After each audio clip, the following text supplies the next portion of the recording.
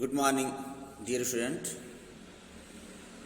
बड़े घर की बेटी कहानी मुंशी प्रेमचंद जी द्वारा रचित है, जिस कहानी में 3 पार्ट वीडियो के माध्यम से मैंने आपको समझाया। आज यह कहानी का चौथा पार्ट है। आपने 3 पार्ट के माध्यम से यह समझा कि किस प्रकार लाल बिहारी निराश हो चुका है अपने भाई से। श्रीकंठ सिंह के डांटने के बाद वह शर्मिंदा है। जिस प्रकार उसने आनंदी को खड़ाऊ फेंक कर मारा, उससे लाल बिहारी काफ़ी नाराज है। उन्होंने यहाँ तक कह दिया कि मैं ऐसे भाई का मुंह नहीं देखना चाहता। तो आइए समझते हैं आगे। ऐसे भाई के मुंह से आज ऐसी हृदय विदारक बात सुनकर लाल बिहारी को बड़ी ग्लानि हुई, बड़ी चिंता हुई, बड़ा कष्ट हुआ। वह फूट फूट कर रोने लगा। इसमें संदेह नहीं कि अपने किए पर वह पछता रहा था।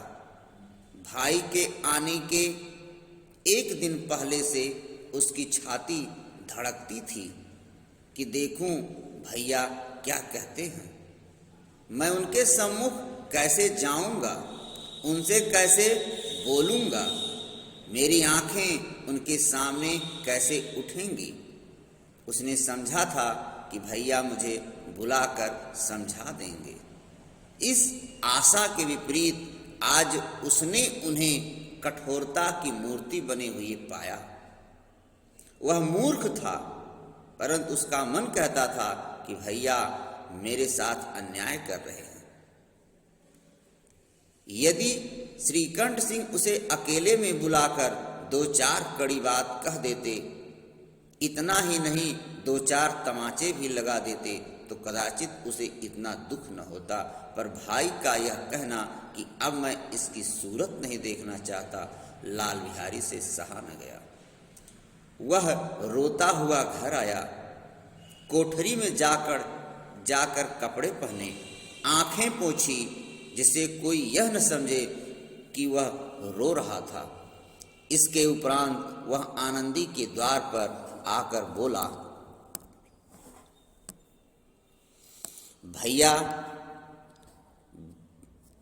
बोला, भाभी, भैया ने निश्चय किया है कि मेरे साथ इस घर में न रहेंगे। अब वे मेरा मुंह भी नहीं देखना चाहते, इसलिए मैं जाता हूँ। उन्हें फिर मुंह न दिखाऊंगा। मुझसे जो कुछ अपराध हुआ उसे क्षमा करना। यह कहते कहते लाल बिहारी का गला भर आया।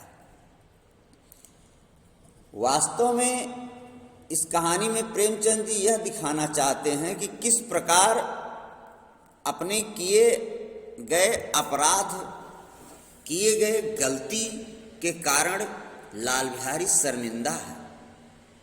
लाल बिहारी का जो व्यवहार है एक परिवार में, वह कितना उचित है। दूसरी बात, एक संयुक्त परिवार में बड़ों का सम्मान कितना करना चाहिए, किस प्रकार करना चाहिए, यह भी लाल बिहारी के माध्यम से समाज का प्रेमचंद जी ने चित्रण किया है। और कंठ बिहारी का नाराज होना भी अपने आप में, इसका जो प्रेमचंद जी ने चित्रण किया है कि अपने पत्नी का जो उत्तरदाता है, वह यदि उसको घर में परिवार में कोई कुछ कहता है तो वहाँ नाराज होना भी आवश्यक है। यदि श्रीकंठ सिंह नाराज नहीं होते हैं तो पत्नी के मन में अपार कष्ट होगा, अपार पीड़ा होगी।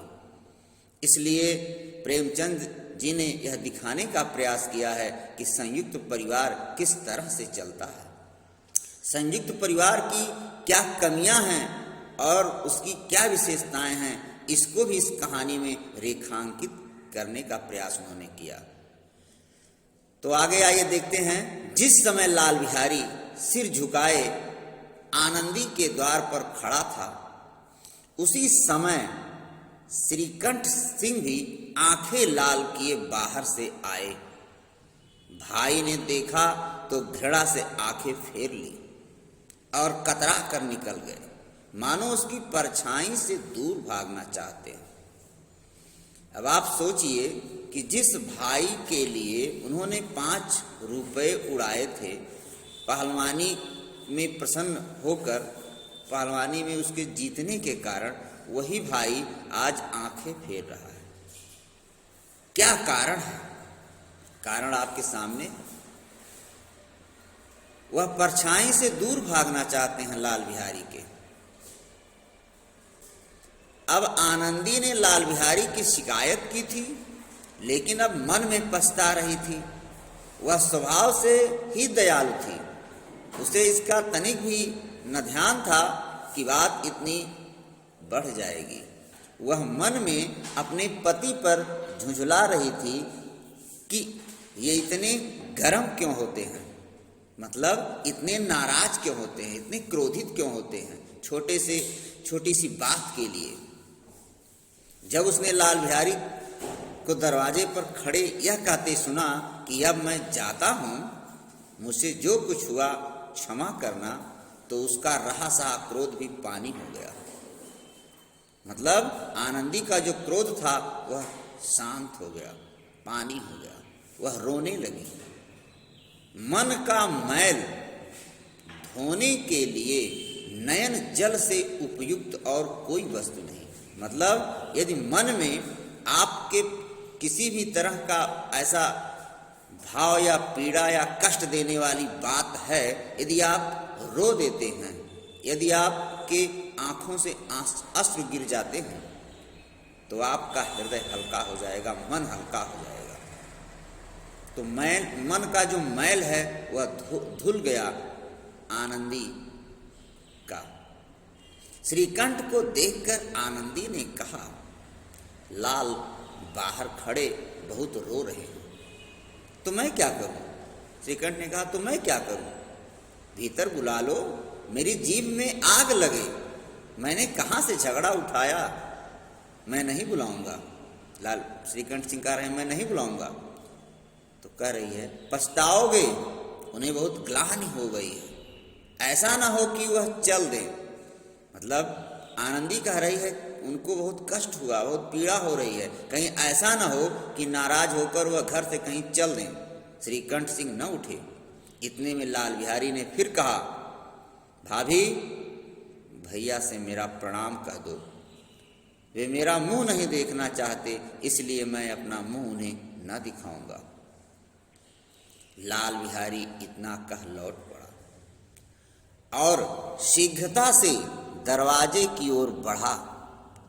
अंत में आनंदी कमरे से निकली और उसका हाथ पकड़ लिया। लाल बिहारी ने पीछे मुड़कर देखा और आंखों में आंसू भरकर बोला, मुझे जाने दो। मतलब आनंदी से कह रहा है, मुझे जाने दो। आनंदी कह रही है, कहाँ जा रहे हो? जहां कोई मेरा मुंह न देखे। मैं तुम लोगों के साथ रहने योग्य नहीं हूं। तुम्हें मेरी सौगंध, अब एक पग भी आगे ना बढ़ाना। आनंदी ने कहा, जब तक मुझे यह न मालूम हो जाए कि भैया का मन मेरी तरफ से साफ हो गया, तब तक मैं इस घर में कदापि न रहूंगा। श्रीकंठ सिंह का हृदय भी पिघला। उन्होंने बाहर आकर लाल बिहारी को गले से लगा लिया। दोनों भाई खूब फूट फूट कर रोए। लाल बिहारी ने सिसकते हुए कहा, अब कभी मत कहिएगा कि तुम्हारा मुंह न देखूंगा। इसके सिवा आप जो दंड देंगे मैं सहर्ष स्वीकार करूंगा। श्रीकंठ ने कांपते हुए स्वर में कहा, लल्लू, इन बातों को बिल्कुल भूल जाओ। ईश्वर चाहेगा तो फिर ऐसा अवसर न आएगा। बेनीमाधव सिंह बाहर से आ रहे थे।